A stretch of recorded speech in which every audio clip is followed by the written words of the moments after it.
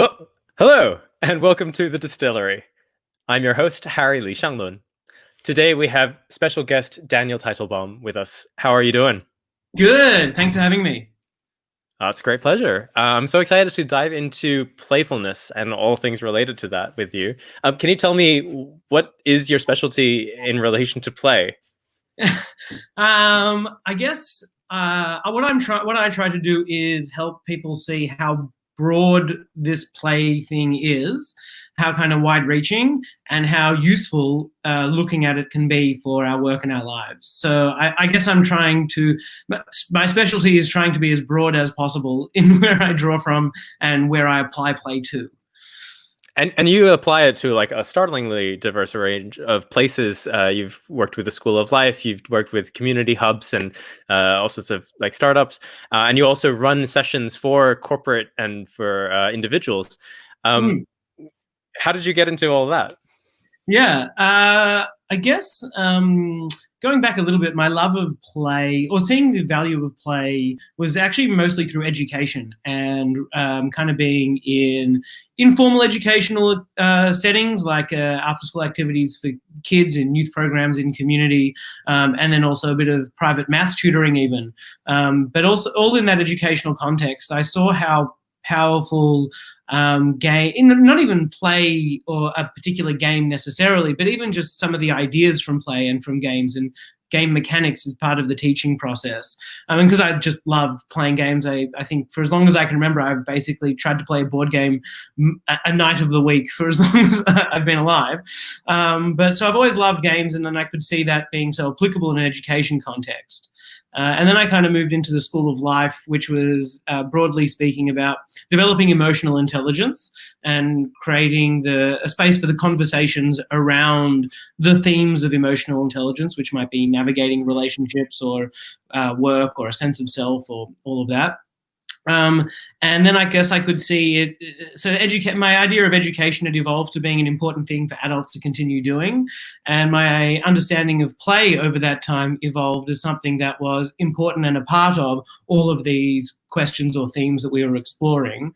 And I ended up getting to run the play one day every 6 months. I would run a full day on play while I was working at the School of Life. My capacity there was head of content, so I was recruiting and training facilitators to run our material and also kind of creating new material in collaboration with various people. And so I guess when I started running the play stuff, after about 3 years of running it once every 6 months and other factors meaning that I was ready to move on from my role in the School of Life, I just kind of went full into play as much as I could as the thing I wanted to look to for this big picture question of how do we continue to educate ourselves and gain insight and emotional intelligence questions that I'd raised through the School of Life. But now play was opening up so many answers that I found to be compelling and interesting and useful and really work in the context that they try to. So I've been on that kind of since 2018.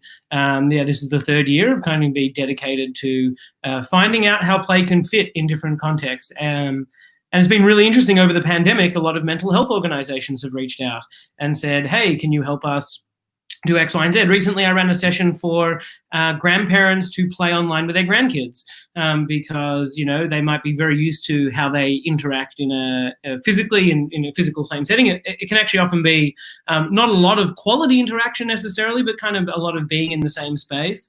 And when you're in the new context of, over Zoom or whatever platform it is, video chat, it can feel, if you're not used to it, how do I find connection over this distance, over this platform? And so I just kind of shared a whole bunch of low-tech games, or no-tech essentially, just video chat, and not even video necessarily, being enough to interact and create a meaningful play-type experience. And then I offered some high-tech stuff, different, platforms, even mentioning Steam and what other platforms they could find. Because in thinking about the challenge, and this is why I really enjoyed the work, is I have to think about grandparents that range from, could be as young as in their 60s to much older and with a wide range of physical and technological ability. And then I have to think about, grandchildren can be adults and they can also be 2-year-olds. So how does a tech-savvy 60-year-old play with their 2-year-old grandchild or vice versa, and all the different combinations? So I tried to that would work for whatever range. But that's kind of a really enjoyable part of how I do this work is, someone said, hey, I think play might be important here. And then I figure out why. And the feedback was that was helpful. So I guess that's the process. Yeah.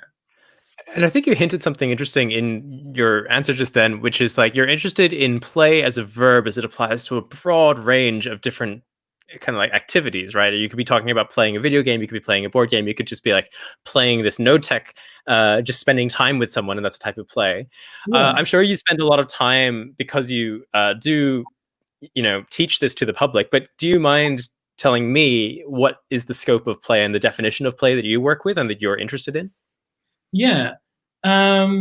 I guess there are lots of different definitions that are offered by whoever I read that is a play theorist, broadly speaking. And they all seem to include a range of things that none of which, as you pick them apart, none of which are necessary. Like as in, you can always find a different set of things that make something feel like play. So I'll give just some more examples, like even a sense of it being voluntary. So some people think that you can't have a play experience if it's not voluntary. But there are examples where people do kind of play games in a less than really voluntary sense, or in the sense it's not intended. Right, it's like not just a binary of consent or non-consent, right? That's right. Yeah, exactly. So there might be degrees of voluntariness, and that might in some way correlate to the degree of playfulness you can have, but it might not. Because I've seen a lot of people forced into games that they end up loving. So... so just like every Christmas time. Yeah, well, and then there's stuff like it has no impact in the real world or is done for its own sake, not of utility outside of the game. But then I talk about the power of games to bring people together or to help us understand our sense of the choices we make. And that's still done in a low stakes or no stakes context of a game. But they always have an implication for everyday life and how we... and how we kind of see ourselves and other people. So it's almost like, so that's kind of another element of it. Purposeless versus purposelessness. So some people think that pure play should be purposeless, but I use play in a work context where the purpose is kind of almost is very clearly defined and needs to almost match KPIs in some sense. And that's where you get into a little bit of paradox between the process and the product, and which of it is purposeless and which part of it is purposeful. And if you don't aim directly at something, do you hit it better than if you do? And all those kind of paradoxical questions around play that I think it breaks down around definitions. But I try to see it as broadly as possible to say that when an artist is daydreaming about what they want to draw next or paint next, they're in a state of play. And I guess when a kid's running around, that's a more obvious sense. But even problem solving can be feel like a state of play. Mastery of a musical instrument is, we play music, but that's not necessarily playful. It can be diligent and focused, but it's a play type. Even a conversation is a play activity if it's more than transactional. So I guess my working definition at the moment has been, in a sense, all that is not strictly necessary is in some way touching on play. That's really nice. I agree with you. I think like these, it's a trick question. Define play. I'm not interested in the definition per se, as anyone who's chatted with me about Wittgenstein knows. But it is useful in the context of this conversation for people who don't have the same background as us. So are there within this, because you're saying there's so many different ways, like have you actually created or thought about the taxonomies or the ways of playing? I know you've presented some things during this pandemic, for example, that touch on that as well. Yeah, there are a few different existing kind of structures that try to define the categories of play. One of them is Bob Hughes, who is a researcher and academic and active within the play work community, and that's a subset of educators that try to protect children from adults in the sense of keeping play in early childhood education and not filling it with, work time and homework and all of that, and allowing as much free space and also no scaffolding where teachers come or parents come and go, oh, you're playing with cars. How many cars are there? Trying to teach numbers or whatever. But really the child is actually thinking about maybe traffic and is learning something completely different. And you're kind of, getting on top of that play or whatever. So a really beautiful kind of field of thinkers. And he gives like 16 play types, but he also says, these should continue to evolve and are really heuristic or valuable for now so that we can continue to evolve the language around these types of play. So yeah, I guess, and then there's Stuart Brown writes a lot. He's a psychiatrist from America who wrote the book Play in 2009 and kind of brought a bit of a resurgence around looking at play in more serious contexts. And he gives 8 play personalities, which is things that we're attracted to in different ways around play. So I think we all have a kind of a broad profile of ways we like to play, and there are lots of different kind of terms or categories for them. The way kind of I approach my work is I don't look at play categories so much as I look at fields that already exist and try to find the play that where it intersects with play, like looking at philosophy and finding out which philosophers talk about play, and how do they talk about it, and in science, which scientists talk about playing being a part of their process, or and in therapy, I'm not studying psychology, but I'm looking at play therapy because it's like a small subset of therapy, and then I kind of try to take from wherever those intersections, whatever's in that intersection, and apply it elsewhere, I guess. So yeah, for me, it's theatre, performance, game design, education work, wherever play and something else intersect. And that seems like a broad range of fields, which is really exciting to me. I guess I'm going to define play by rather than defining play and looking for it, I'm looking for what might be play. I'm trying to define play by looking in lots of places, I guess. I'm actually not even trying to define it. I'm just trying to find it. Find the word. and so your interest being both professional and personal in this regard, do you find that you cultivate like a personal practice of playfulness that is distinct from the way that you talk about it either academically or professionally? Or do you find that the two are just like the same? Well, I've always said you need to be a really good student of your own teaching if you're going to have any integrity in teaching it. And I grimaced and grinned because I agree, but I think it's very like poignant, and people need to hear that. Yeah, it is, and it's hard, and it's also, I guess, at the other side of that coin is if you fail at your own teaching, at following your own teaching, it's to improve your teaching as well and yourself, and through that failure as well. So yeah, I guess I try to take the advice I give around doing nothing, and that's the hardest advice I find to take, is finding states of purposelessness. But I guess my play is kind of still in. I still want to like get around with some friends and play like Risk or Monopoly. Even though I love discovering new games, it's like there's a real comfort, because I'm so often trying to discover new games. There's a real comfort for me now in playing games I've played forever. I feel that tremendously. Yeah. It's like a real it's kind of like putting what's the thing, when you're eating a new food for the first time or listening to new music, you have to spend more energy actually thinking about whether you like it, or just often I don't have that energy anymore. I want to know exactly how many spaces to move based on my role, because I've been around this board 1,000 times. Yeah, right. It's like the aesthetic of submission to the thing that we know. Yeah. Okay, I have a question to do with this notion of adults and children, because it's taken on principle that children know how to play and play really well, and adults kind of on the whole don't. First of all, why is that? Why don't adults play? Yeah, I guess I've been giving an explanation kind of that I've gathered from a few places that I guess, wherever, but it's that in adolescence we start to crave being an adult because of the things that being an adult entails, which is a seat at the big person's table. Taxes, or paying bills, or most often being able to drive a car and drink alcohol. And so those kind of, the allure of adulthood is something that happens in adolescence. And the definition of childhood is almost synonymous with play. And so if you're an adolescent trying to figure out how to access adulthood, you kind of define yourself as anti-play, part of that definition to move into adulthood. And then it's from there, nobody tells you that play is important again, and that you don't, and without a context of permission for adult play, then it's just not going to happen. And so the obstacles are there, and there are like some people do continue to be playful, into adulthood, and we, look at those people and go, oh, that's the class clown or the jester or whoever it is that managed to continue playing. That's the childish one. But yeah, I guess that often they're the happiest. And so I guess, it's the permission, it's getting over the self-consciousness, it's getting over the ego, it's getting over all of that is part and parcel of it as well, I guess. Yeah, I think what you said really resonates with me, or struck a chord, that we in running away from childhood markers, which include playfulness, but it also includes like lack of self-awareness or maybe self-control, in a rush to become an adult, we do lose that, and it's hard to reconnect and retouch with it.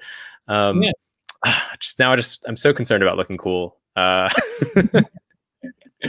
How then do you use playfulness to subvert that identity shift? And I'm not going to use the word regress, because it's not as if though we're becoming more childish when we play, but evolve our understanding of what it means to play as an adult. Yeah. I guess I had a controversial way of thinking about it, actually, this similar question. Give me a hot take. Well, it's not too controversial. It might be insulting, though. Is that children play, adolescents don't play, and adults play. And so if you're an adult who isn't playing, you're actually stuck in your adolescence. Snap. Yeah. And that's because, I guess, once again, you realize that, hang on a second, this was a silly idea, that to be an adult I couldn't play. Really, to be an adult I can do what I want. And then that I have the permission to play, and that it's important to do it. And then you'll kind of mature into the next phase, which is an adult who plays and sees the value of play in every part of their life.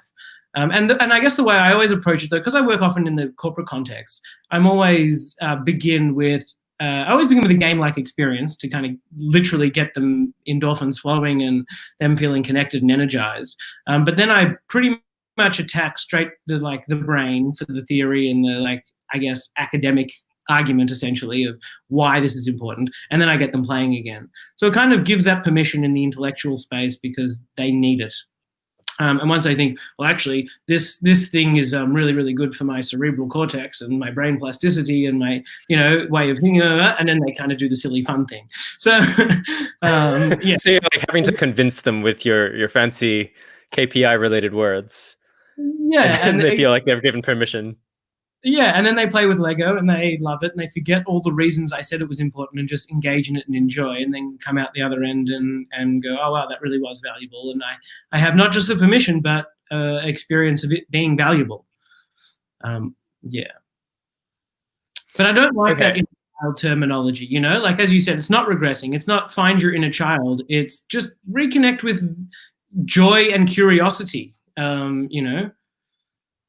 Yeah. And what are the structures that, I think we're hinting at the question about the relationship of play to work, right?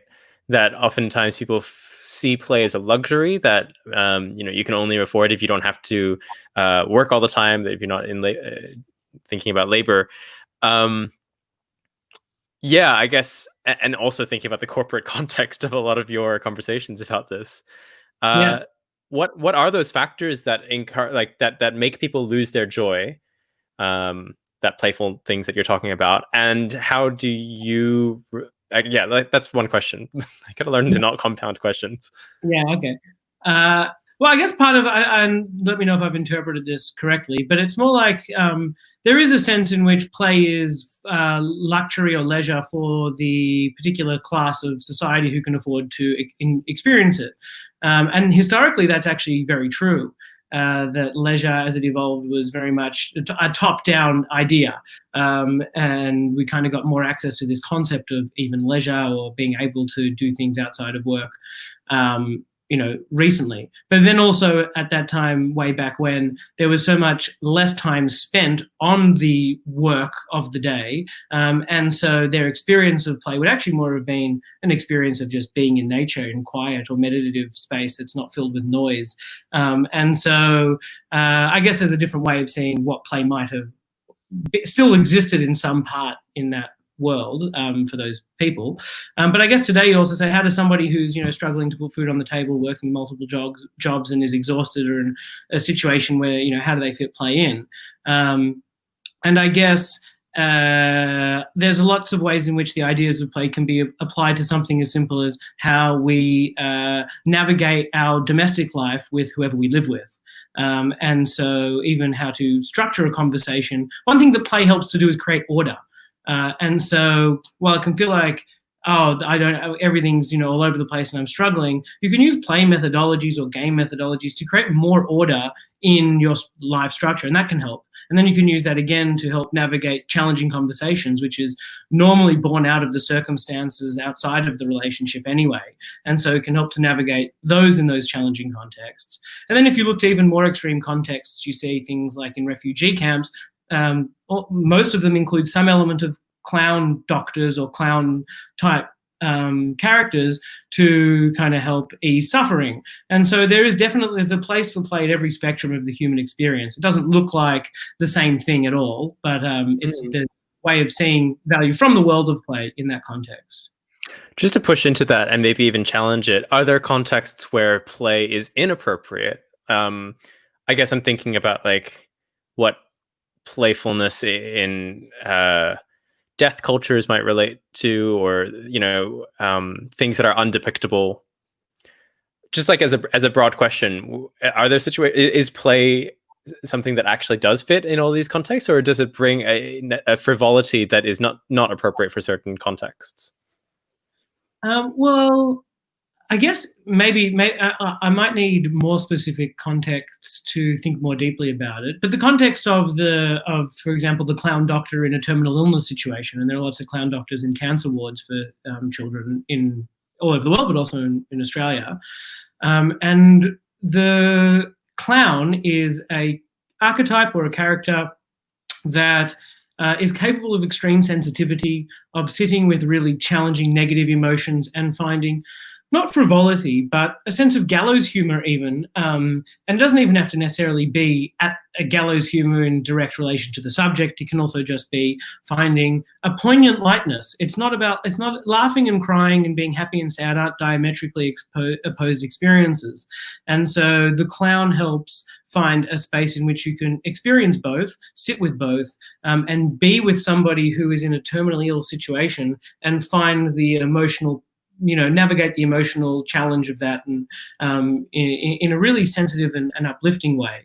So I think that's a nice example. It's a play. That's an example of play applied in a sensitive, delicate context and used kind of really well. Nice. And okay, here's this phrase that you told me before we had this chat, which is that the revolution will be playful. Yes. Which is great. And I've so many of these Distillery episodes, I end up with phrases that should end up on t-shirts, and I'm going to have a huge collection of t-shirts out of this. But what does it mean? Okay, cool. It means that to overcome the global challenges we see that are, intertwined with large global systems and lots of people and lots of things happening simultaneously and influencing each other and cause and effect going in all different directions. The world of play has ideas like the playing community, which is an idea from Bernie de Koven from the New Games movement.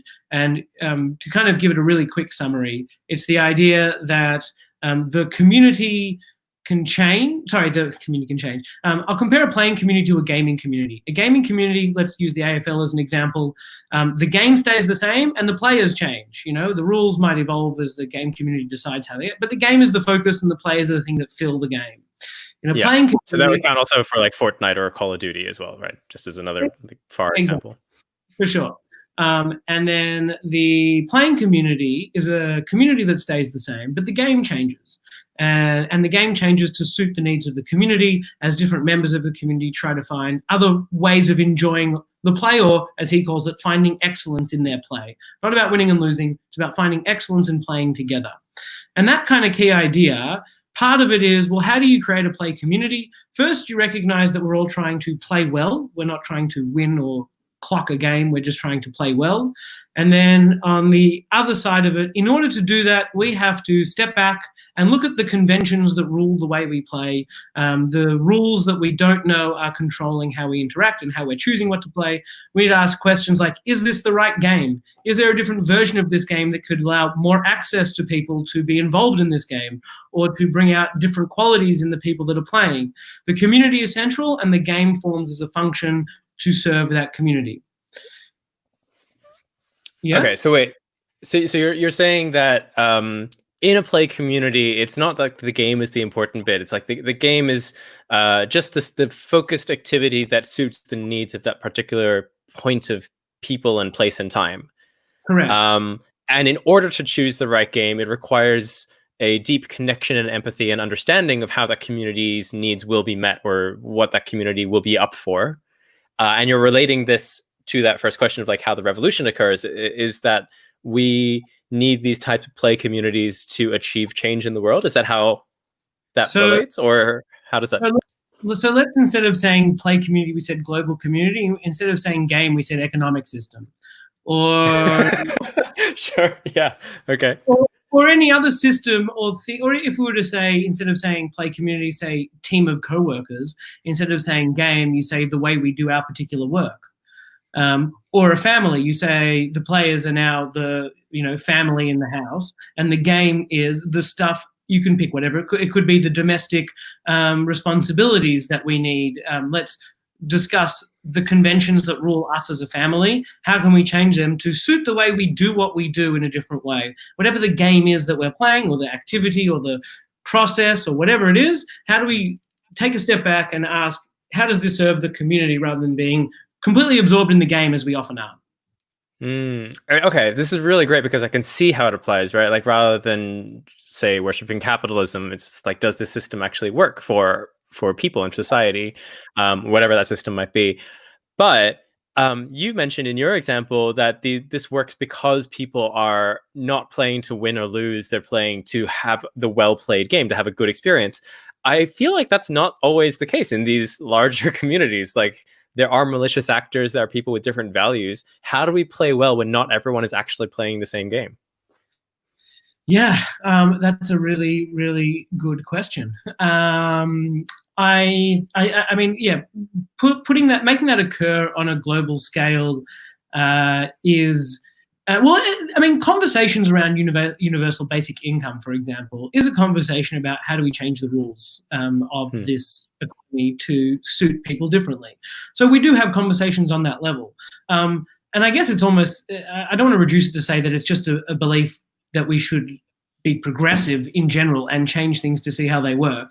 And maybe that's another way of seeing that belief, that change is good. But I guess it's kind of deeper in that, just in I guess seeing the community as central to that. And I think also that part of the idea is that the responsibility for having an awareness of how the game's working for everyone is everyone's. So all being players within the game. So I guess that's another part. But yeah. So the responsibility to see everyone as part of that community, and then to really think about the good of the community as a whole, is everyone's responsibility.